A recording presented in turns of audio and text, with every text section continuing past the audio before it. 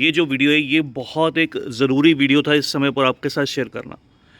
सबसे पहले अगर बात करूं दोस्तों, ये जो मेरा पौधा देख रहे हैं आप, ये स्वर्ण चंपा, गोल्डन चंपा या सोन चंपा का पौधा है। इसके ऊपर मैंने हालांकि कुछ दिन पहले आपके साथ एक वीडियो जो है वो शेयर भी की थी, इसको केयर को लेकर, इसकी किस तरह से आपको रिपोर्टिंग करनी चाहिए।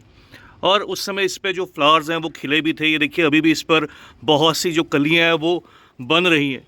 तो ये जो मौसम है सर्दियों से ठीक पहले का, इस पौधे का ग्रोइंग सीज़न है। इस समय पर ये पौधा बहुत अच्छे से ग्रोथ करता है। इस तरफ भी अगर आप देखिएगा इस प्लांट में, यहाँ पर भी बहुत सी जो कलियाँ या बर्ड्स हैं वो बहुत जल्द बन जाएंगी और बहुत जल्द खिलने भी लगेंगी। अगर बात करूं, नॉर्मली ये जो पौधे रहते हैं ये नर्सरी पर आपको ग्राफ्टेड पौधे मिलते हैं। इसका एक बड़ा रीज़न रहता है, ये भी अगर आप पौधा देखिएगा, ये ग्राफ्टेड पौधा है जिसको मैं 250 रुपीज़, 250 रुपये में नर्सरी से लेकर आया था। क्योंकि ये पौधे ज़मीन पे लगने पर बहुत बड़ी एक हाइट में चले जाते हैं। लगभग इनकी जो हाइट है 160 फीट तक की रहती है, 160 फीट।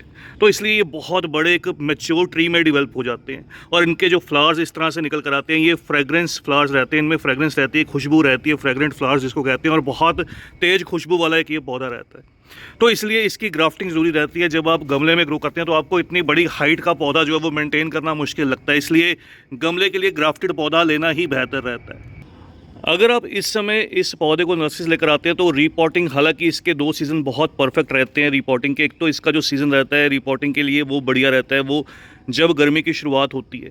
और दूसरा ये मानसून के बाद का या मानसून मिड का जो मौसम रहता है वो बहुत बढ़िया रहता है। बहुत ज़्यादा सर्दी या बहुत ज़्यादा गर्मी का मौसम इस पौधे को पसंद नहीं रहता। बहुत ज़्यादा गर्मी में इस पौधे को जो है वो सेमी शेड में रखना पड़ता है। वैसे भी इस पौधे को ऐसी जगह पर प्लेस करना जहाँ पर इसको सुबह सुबह की 4-5 घंटे की जो डायरेक्ट सनलाइट है या शाम की जो धूप है वो मिले, वो इसके लिए बहुत अच्छी रहती है। दिन की तेज़ धूप में इस पौधे की जो पत्तियाँ हैं वो गमले में ख़ास तौर पर बताऊँगा आपको, वो जलने लगती हैं। तो मैंने ये सब बातें ऑलरेडी अपनी उस वीडियो में शेयर भी की थी।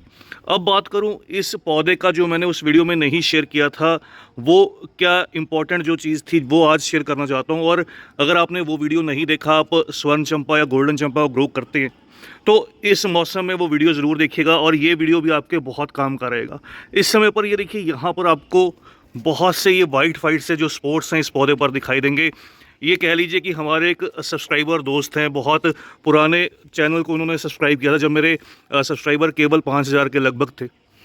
तो उन्होंने उस वीडियो को देखने के बाद मुझे इस पौधे के बारे में, इस बात के बारे में बताया था उस समय पर। और कह लीजिए कि उसे बताने के कुछ दिन बाद ही मैंने भी अपने पौधे पर ये चीज़ जो है वो नोटिस की। आपको यहाँ पर बहुत से वाइट जो स्पॉट्स हैं ये दिखाई देंगे। तो आने वाला सीज़न सर्दी का जो मौसम रहता है दोस्तों, इसका रेस्ट या डोरमेंसी का समय रहता है। अब ये वाइट स्पॉट क्या है, यहाँ पर आपको बहुत सी चींटियाँ या एंड्स जो है वो भी चलती हुई दिखाई देंगी। अगर आपको अभी मैं आपको दिखाऊँ तो यहाँ पर अभी कुछ जो एंड्स हैं वो भी चल रही। तो इस तरह के वाइट स्पॉट के आने का जो मतलब है दोस्तों कि इस पौधे पर जो है वो बग अटैक हुआ है, या फिर कह लीजिए कि स्केल की कोई ऐसी वैरायटी है जो स्केल अटैक जो होता है वो गुलाब के पौधे पर नॉर्मली देखा जाता है। तो इस तरह से कुछ अटैक है इस पौधे पर। अगर इसको रिमूव नहीं किया जाएगा, क्योंकि आने वाला सीज़न इसका रेस्ट या डोरमेंसी का समय है, तो बहुत चांसेस रहेंगे ये जो पौधा है ये डाई बैक कर सकता है।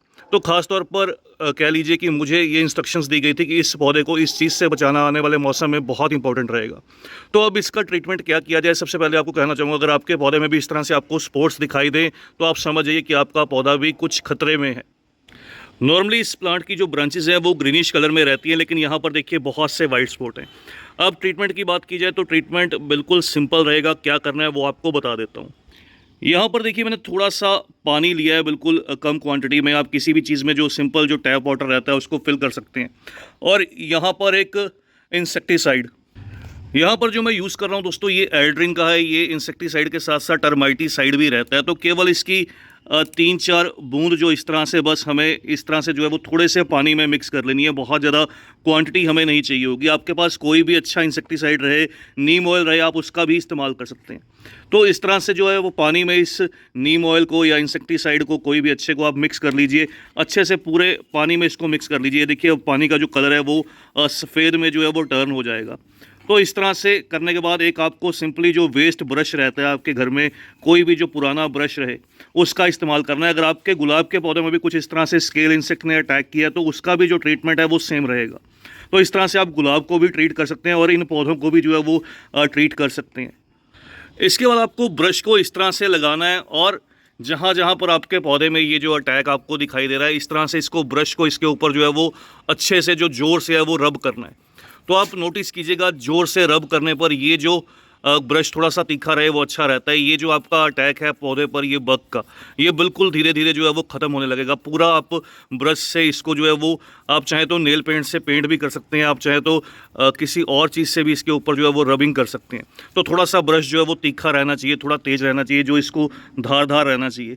तो उस चीज़ से इसको जो है वो 2-3 बार वीकली जो है वो रब करते जाइए। तो इस तरह से सारी की सारी जो स्टेम्स है, जो ब्रांचेस है, सभी ब्रांचेस को रब करने पर आप नोटिस कीजिएगा ये सारा जो अटैक है ये धीरे धीरे ख़त्म होने लगेगा। तो ये सबसे बढ़िया एक ट्रीटमेंट रहता है। आप चाहें तो इसको स्क्रैच भी कर सकते हैं, इस लेयर को, ऊपर की साइड में जो लेयर रहती है उसको स्क्रैच भी किया जा सकता है। इसके अलावा दोस्तों, जिन मेरे दोस्तों ने वो वीडियो नहीं देखा जिसके अंदर मैंने इसकी टोटल जो केयर टिप्स हैं वो बताई थी, किस तरह से इसको प्लेस करना है, किस तरह से इसकी जो फ्लरिंग है वो बूस्ट करनी है और कौन सा फर्टिलाइजर देना है, तो उस वीडियो का जो लिंक है वो डिस्क्रिप्शन बॉक्स में दे दूंगा, वहाँ से वो वीडियो देख लीजिएगा। तो आज की इस छोटी सी वीडियो में इतना ही। जल्द ही मिलते हैं किसी और नए टॉपिक के साथ, किसी और नई वीडियो के साथ। तब तक के लिए bye, happy gardening, take care.